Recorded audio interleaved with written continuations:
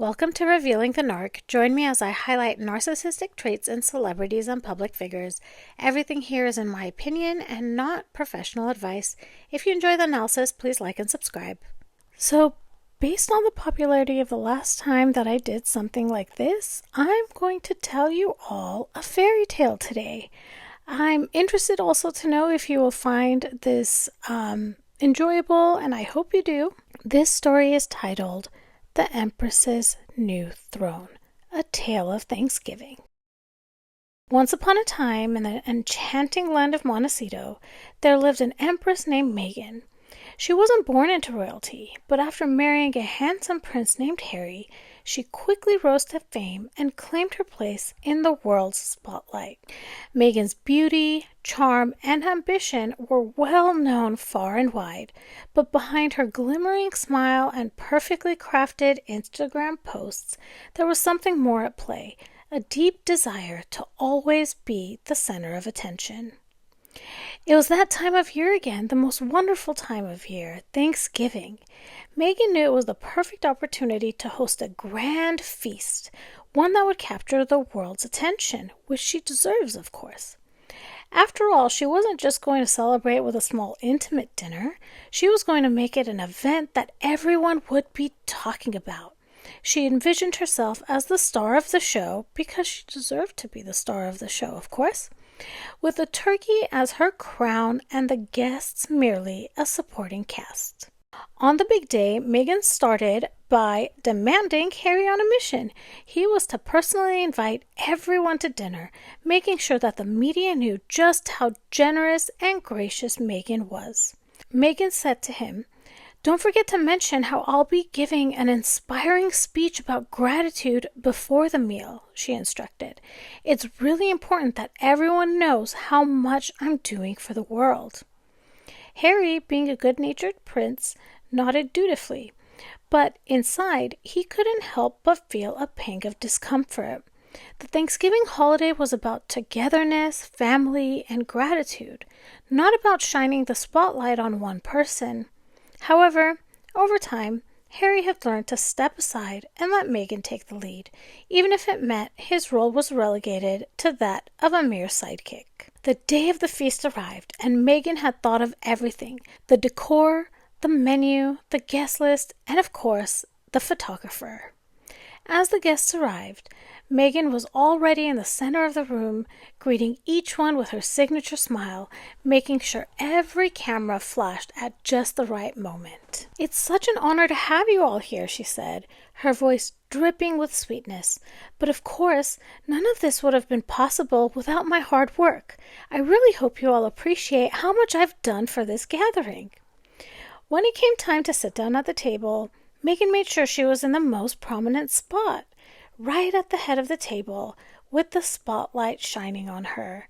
This was her special Empress's throne. The throne at the center of this fairy tale was a masterpiece of vanity, designed not just for comfort, but for the sole purpose of reflecting Meghan's grandeur. It was crafted from dark mahogany and gold. The seat was padded with plush crimson velvet that shimmered like rubies in the red light.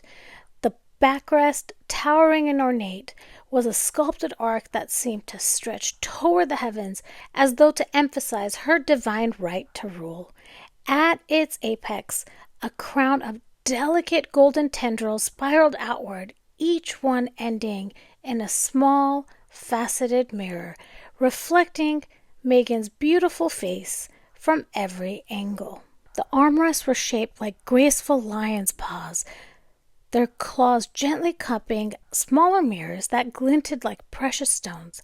Wherever she rested her hands, her reflection would stare back at her, reinforcing her belief that she was the most beautiful and important of them all. Beneath her feet, a footstool made of smooth, polished marble was carved into the shape of an elegant pedestal meant to lift her high above any commoner who might dare approach. The surface of the footstool was embedded with hundreds of tiny glimmering diamonds, each reflecting 1,000 versions of her own feet, as though the ground she stood on was beneath no one but herself. The throne was designed to never let the Empress forget herself. It was an endless mirror of her own image, reflecting back her perfection, ensuring that every gesture, every glance, and every motion she made was met with the sight of her own glorified self. To sit upon it was not just to rule over others, but it was to indulge in the fact that the world itself is there to admire her, and only her. This throne was more than just a seat. It was a symbol of her self-obsession. When it was time for everyone to have their seats, Meghan marched in with an air of royalty and sat in her Empress's throne, the spotlight shining on her. She looked over at all her guests and said, "I hope you all enjoy this meal," she said as the food was served.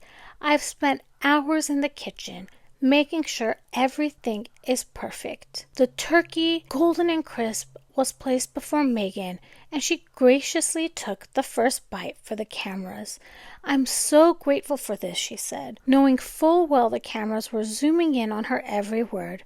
"But of course, I am grateful most of all for myself, for all that I do for the world." Harry, meanwhile, was relegated to a seat further down the table, politely taking a bite of his own meal while watching Meghan bask in the glory of her Thanksgiving performance.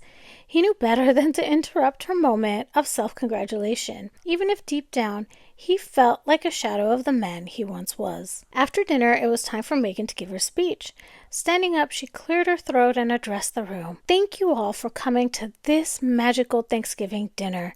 It's really about gratitude, you know. And as I look around at all of you, I am just so grateful for the people I've helped and the platform that I've built. I've done so much to raise awareness for important causes. I've really changed the world, and I'm so happy to be able to share that with all of you today." The guests politely clapped, but their smiles were strained. They knew the drill. This was Meghan's time to shine. It wasn't about the food or the company. It was about showcasing Meghan's accomplishments and making sure everyone saw how incredible she was. Meanwhile, Harry sat quietly, as he had done so many times before, letting Meghan take the stage. He knew that even on a day meant for family and gratitude, Meghan's need for attention and admiration would always come first. And so, the Thanksgiving feast came to an end.